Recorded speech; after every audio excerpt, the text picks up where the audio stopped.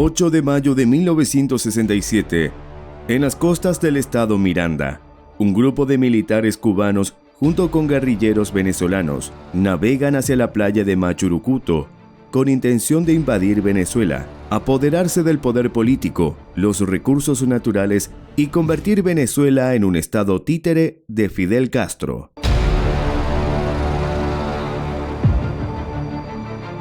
Ese día las fuerzas militares venezolanas dieron un duro golpe a las fuerzas invasoras e insurgentes de la cual nunca más se repondrían. ¿Quieres saber lo que pasó? Acompáñanos hasta el final de este video y descubre cómo Venezuela expulsó y acabó con esta invasión cubana. Así comenzamos.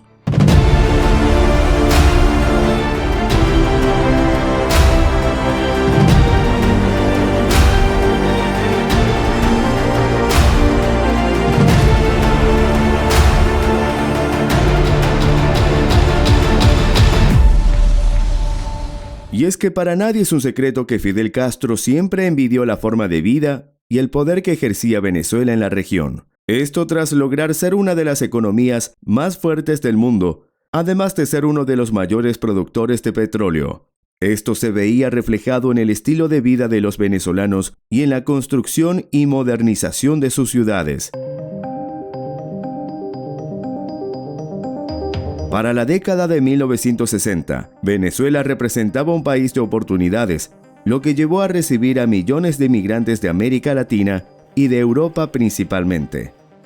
Esto guió a los residentes de Fidel Castro y los comunistas venezolanos a llevar la revolución armada al país caribeño, enmarcada en la ola revolucionaria que llevaría a estas organizaciones a la mayoría de países de América Latina.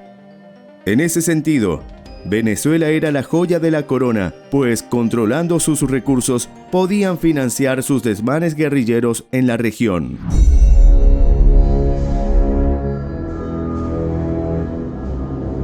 Enero de 1966, La Habana, Cuba. El movimiento de izquierda revolucionaria de Venezuela participa en la primera conferencia tricontinental. Ahí solicitaron a Fidel Castro apoyo para la lucha armada en Venezuela. De esta manera, el gobierno cubano financió y entrenó a los guerrilleros venezolanos durante más de un año y además, Castro sugirió la adición de militares cubanos experimentados, la cual aceptaron de inmediato. Después de muchos preparativos y planes previos, el 2 de mayo de 1967, zarpan en 2 embarcaciones desde Santiago de Cuba, a donde había acudido Fidel Castro a despedir a los expedicionarios hacia la costa venezolana, entregándoles relojes Rolex, además de armas, $240,000 y 240,000 bolívares, lo que entonces era una fortuna, con destino al Frente Guerrillero Ezequiel Zamora, que operaba entre los estados Anzoátegui y Miranda. El 8 de mayo, tras una larga travesía desde la isla caribeña, desembarcan en las playas de Machurucuto, estado Miranda. En el momento del desembarque son vistos por vecinos de la zona que de inmediato llaman a las fuerzas militares. Una de las embarcaciones se encalla en la costa, ahogando a uno de sus tripulantes. El resto de los guerrilleros desembarca en la costa, abandonando ambas embarcaciones e intenta internarse en el Cerro Bachiller, zona de operaciones de la guerrilla.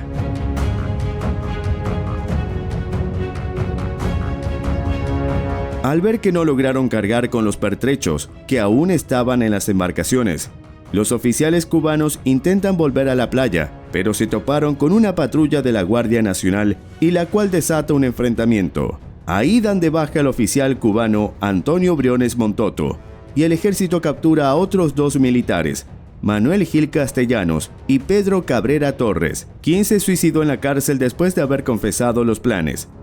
La batalla siguió toda la noche hasta la madrugada del 11 de mayo, cuando las Fuerzas Armadas venezolanas dieron de baja a 8 de los guerrilleros y capturaron a 2. Uno de ellos logró escapar y fue reconocido como el venezolano Fernando Soto Rojas, quien posteriormente se incorporaría al frente guerrillero Antonio José de Sucre. Poco después, el gobierno de Venezuela, presidido por Raúl Leoni, dio una rueda de prensa denunciando una agresión cubana contra Venezuela y mostrando a los 2 cubanos capturados, Manuel Gil Castellanos y Pedro Cabrera Torres. Cuba fue denunciada ante la OEA por Venezuela, pero Cuba no reconoció su acción. Aunque la investigación de lo sucedido dio como resultado que las AK-47 en posesión de los guerrilleros poseían cereales de armas vendidas por la República Checa a Cuba.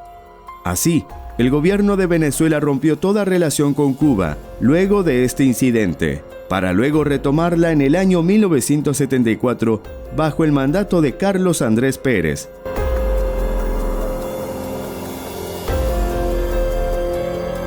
Años más tarde, los sobrevivientes cubanos Raúl Menéndez Tomasevich y Ulises Rosales del Toro fueron condecorados como héroes de Cuba.